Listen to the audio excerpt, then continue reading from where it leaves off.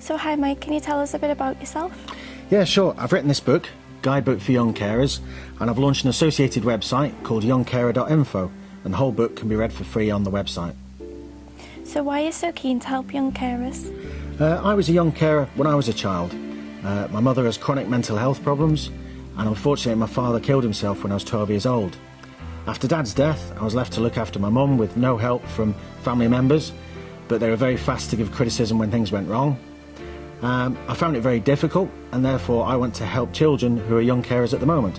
What did you find so difficult about being a young carer? I found it very lonely at times. I was left completely alone to look after my mother.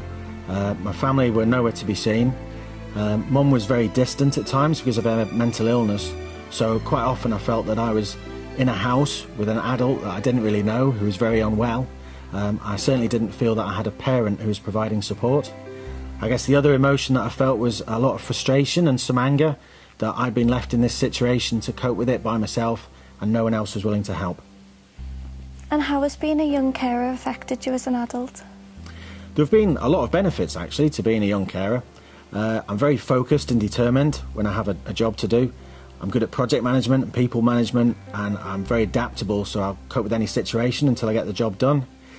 There have been some emotional issues because I bottled up a lot of emotions when I was young. So several years ago I went through counselling, and that was a brilliant experience, and it sort of got rid of a lot of pent-up emotions. I'm now very happy personally. I'm married and I've got a young daughter. So can you describe the book structure to us? Yeah, the book has 10 chapters in it.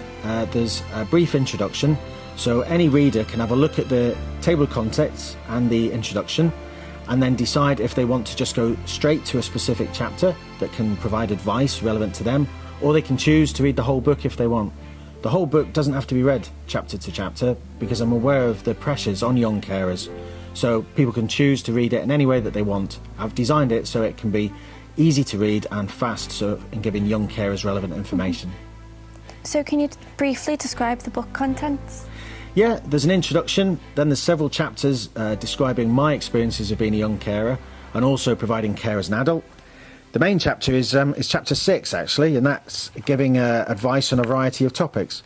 So it covers these topics. It's don't measure your success against others, take responsibility for your life, understand the situation, learn from your previous behaviour, think about your needs, set personal goals, decide who you listen to, communicate with others, identify good friends and keep them close, manage negative emotions, manage anger, deal with bullies, limit any risk-taking, be careful with alcohol and drugs, cope with bereavement, look after your physical health and your mental health, cope with setbacks, behave like the great person you are, pursue relationships and get an education.